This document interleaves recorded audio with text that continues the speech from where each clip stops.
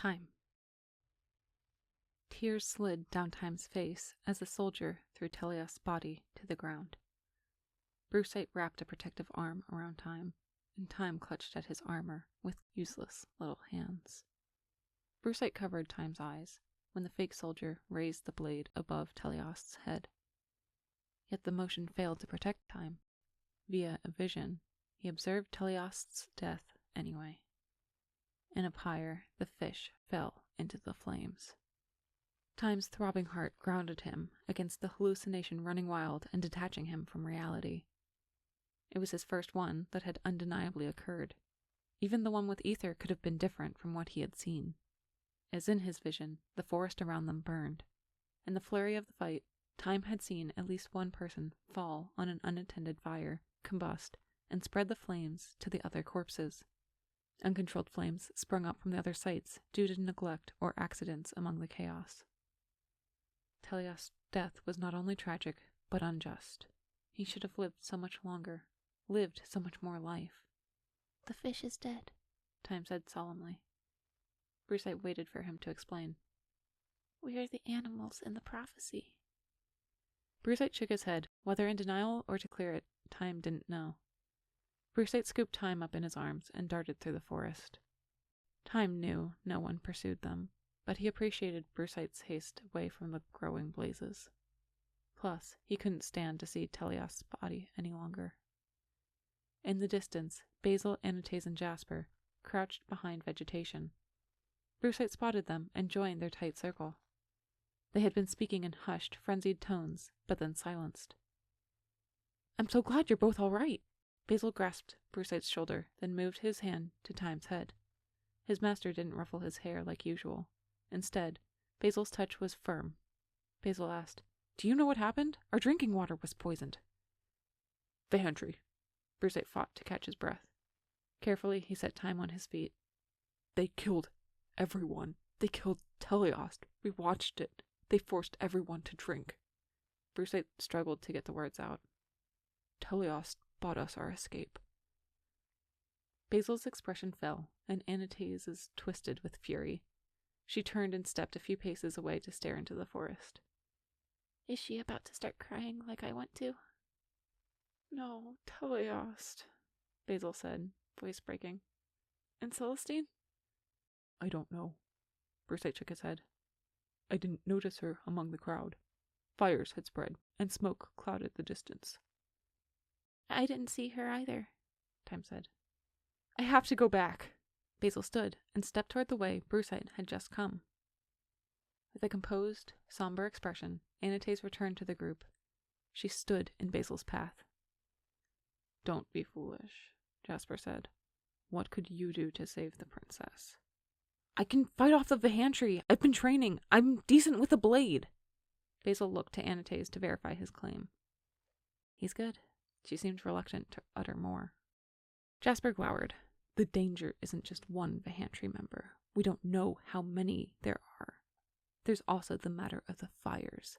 You're too valuable to risk. If anyone goes, it'll be me." Defeated, Basil nodded with his eyes trained on the ground. Anantes rubbed Basil's shoulder consolingly, and then Brusite brought them both in for a hug. Thyme followed and clutched at Brusite's and Basil's middles. Thyme shared their sorrow over Telias's death and potential loss of so many others. I didn't know him long, but he treated me like a brother. I was so excited for him to teach me to fish one day. I was going to tell him once I got my 30 things. I can't believe he's gone. I thought it would be different from when I was with Rescission. I didn't think friends would leave so soon after meeting them. Jasper interrupted the moment. "This isn't the time to mourn. How did they pull this off?" The four broke apart, and Brusite answered. "They impersonated soldiers, wore the armor suits of those who had already been killed, and they're probably responsible for the sets that have gone missing as well. No one suspected anything was wrong, and even when they did, they didn't know who to blame. We ran into M8, and that's how we found out." The name's significance registered with the other three.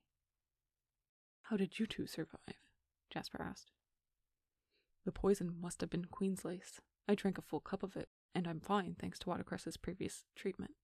Brucite looked himself over one more time. I didn't have any. They didn't know I hadn't until Brucite and Thyme paused to sniff. Talias found me, and we worried something was wrong. That doesn't make sense. Brucite, you experienced a reaction as soon as you ate the plant. How couldn't others see that there was something wrong with the water? Jasper asked, furious. Did no one else notice it tasted off? It did come from a river with lava pouring into it, so I doubt anyone expected it to taste normal. But the effects didn't happen right away. It took some time. I was terrified it was going to happen to me later, because Teleost sat with me for a bit before he experienced symptoms. How is that possible? Jasper's brows knit together. Basil chimed in. There are methods to encapsulate drugs so that they might require time to dissolve in the stomach before taking effect. Wouldn't people notice they're swallowing pills when drinking? Jasper asked. Not if they had the help of an alchemist, Basil said. It easily could have been done at a level imperceptible to the victims. Given the time frame, it's reasonable. Otherwise, they could have had a lower dose dissolved in the water. Does it matter how it happened? Does it matter how Brucite or Thyme or you survived right now? Shouldn't we be planning our next move? Jasper took a steadying breath. We don't want to make a misstep because we act impulsively. They've clearly had this planned for a while.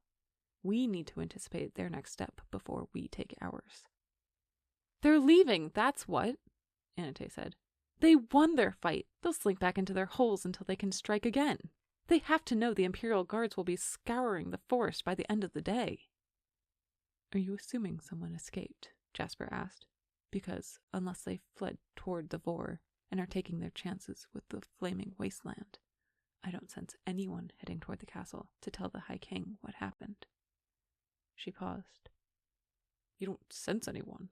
What does that mean? Brucite asked. You can hear if anyone's running back to the castle? Anate shot him a warning. Brucite, there isn't time for explanations now, no matter how interested any of us would be to learn the answers. But Jasper, you're right. We should give this more thought. Once the fires chase them out, can we return to check for Celestine and for our supplies? Basil asked. We could ask Coserai to help us, Thyme said. At the mention of their name, the fire elemental crawled out of Basil's pocket and onto his shoulder, awaiting instructions. If Coserai and I are going back, it has to be immediately, Jasper said urgently. What do we need? The blanket you made me, Brucite said, facing Anates. I'll make you another. Prioritize essentials, Anate said. Basil listed. The herb cases will be lost. They were too heavy for long travel anyway. I don't need the tomes, but we could sell them for gem if that wouldn't be too conspicuous. There was a bucket of masonry equipment that would be helpful, and other than that, the camping supplies. Because soldiers are being targeted, we won't be traveling in our armor from here on, Jasper said. We'll be staying in inns, so we'll leave the camping supplies. Consider anything that can provide us an alternative identity, like Basil's masonry tools. We don't want people associating us with this event in any way. Brucite furrowed his brows. Why? We need to get to the northern border. Just because some have perished, it doesn't mean that our quest has changed. Our orders are given by Low King Citrine, who still breathes. Jasper chose his words carefully. We need to be logical in how we proceed from here. Our part in the crusade is over. The 6 of us won't be fighting the Rhysicli alone. Our goal has changed. We need to get to the Oracle now. Shaking his head, Brucite opened his mouth to speak, but Anates spoke first.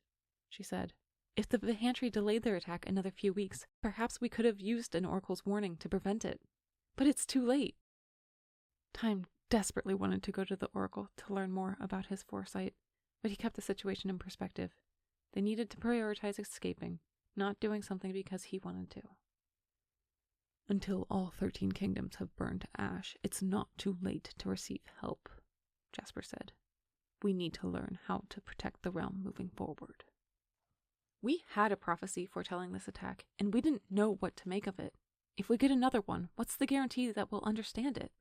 Basil asked. Thyme knew it would be a heavy burden to resolve prophecies in the future, now that he knew what his visions were. We didn't know that Thyme was a prophet for certain, Brucite said. Even if we had, would we have understood it? Basil sent a sympathetic glance to Thyme. I believe we would have, Jasper said. The words hurt to consider. Thyme couldn't help but feel guilty for not understanding what he had foreseen. But if he had, Teleost might still be alive. Jasper continued. We need to decide what's next to come. We should tell the High King if no one else will, Brusite said. And what if the one responsible for this attack resides in the impenetrable castle, waiting to trap us? Jasper said. I know Master Watercress had a reason to keep Basil outside of it, though I don't know his rationale. Returning under these pretenses seems far too dangerous. Did you see my master back there? Fear and guilt blazed across Basil's face. He's immune to the poison too, Brusite reminded. And he's smart. I'm certain he's alive.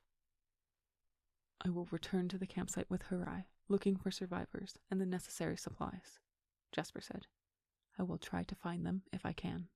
Anates, lead this group east. We need to find a ferry to Wojet, somewhere along the coast. If the maps have burnt, then we'll have to scout it out ourselves. I've memorized the maps, Basil said. But if for some reason I get separated from the group, or we need extra gem, they would be valuable to have, same as the spell tomes. Hold on, Jasper. Who put you in charge? Brusite demanded. Jasper, go. Basil ignored Brusite and transferred her eye to Jasper's hand. Please find Celestine.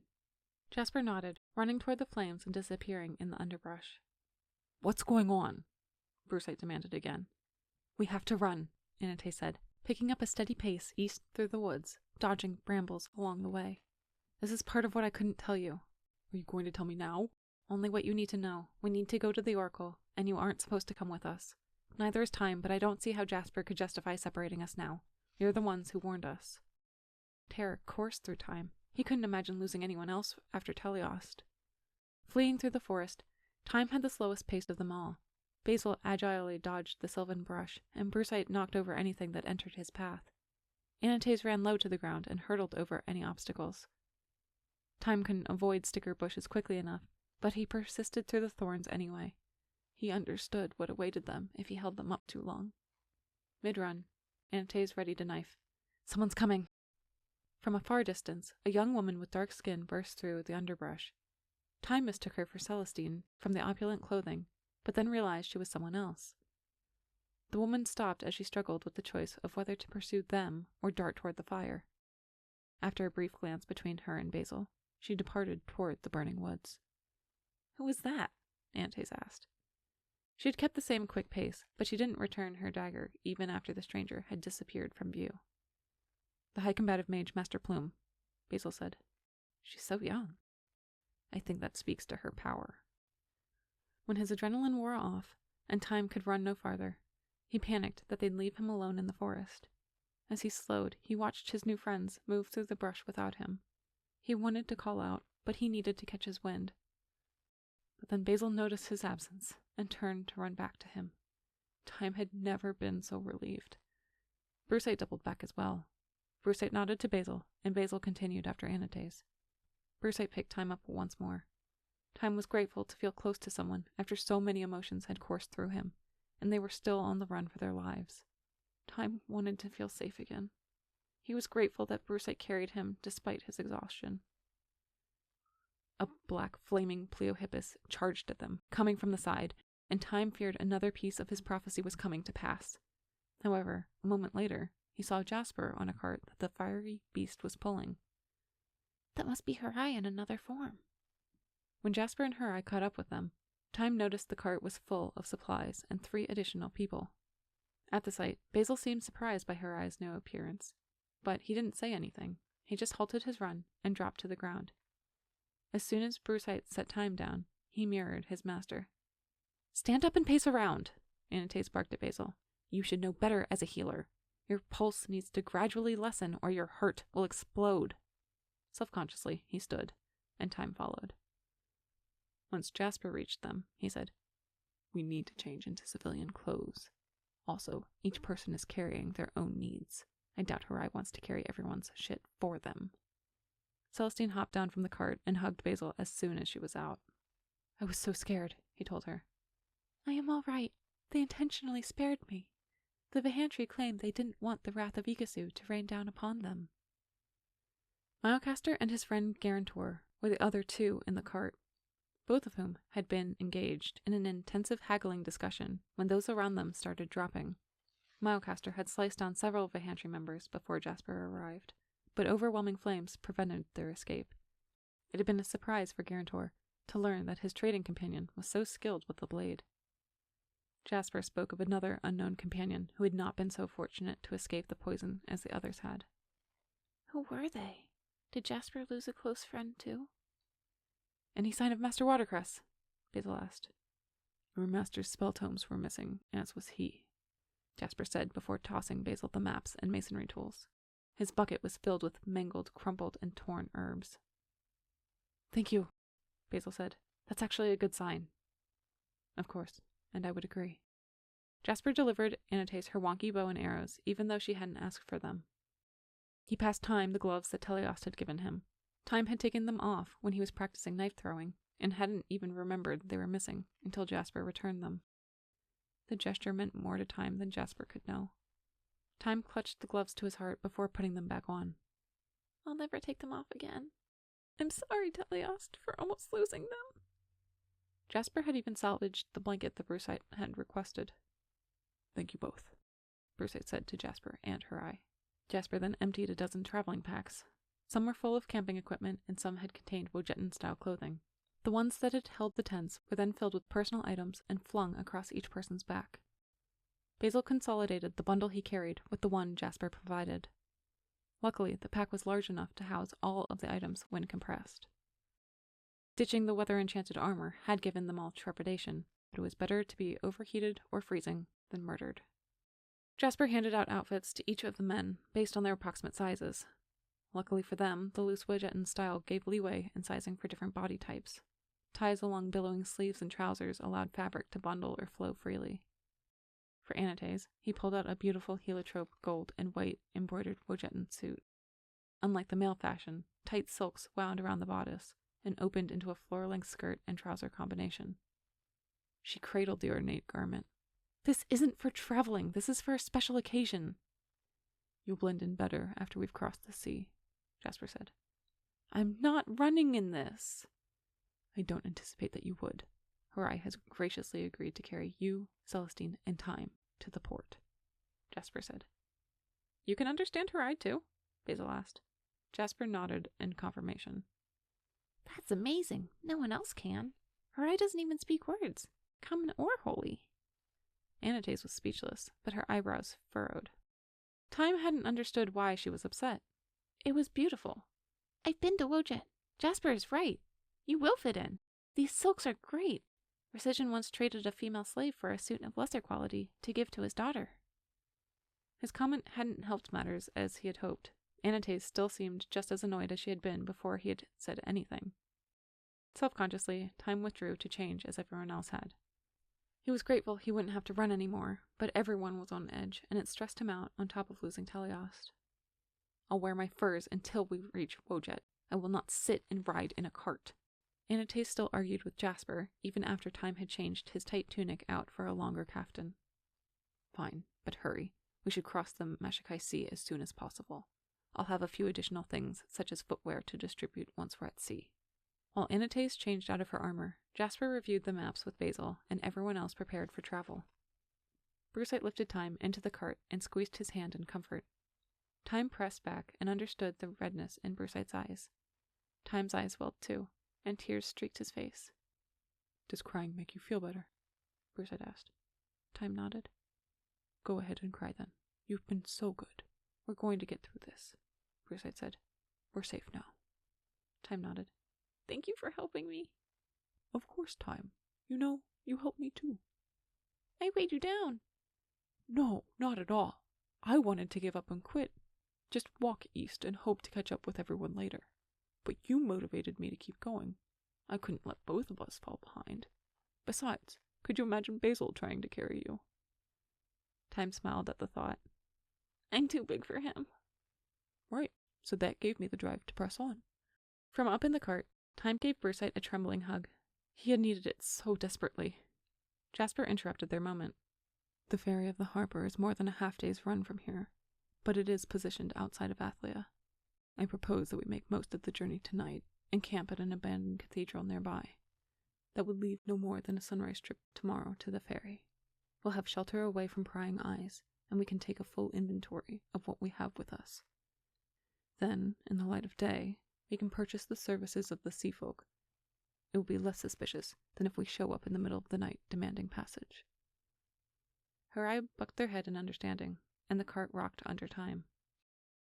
Celestine sent a longing glance toward Basil before climbing into the cart and sitting across from Thyme.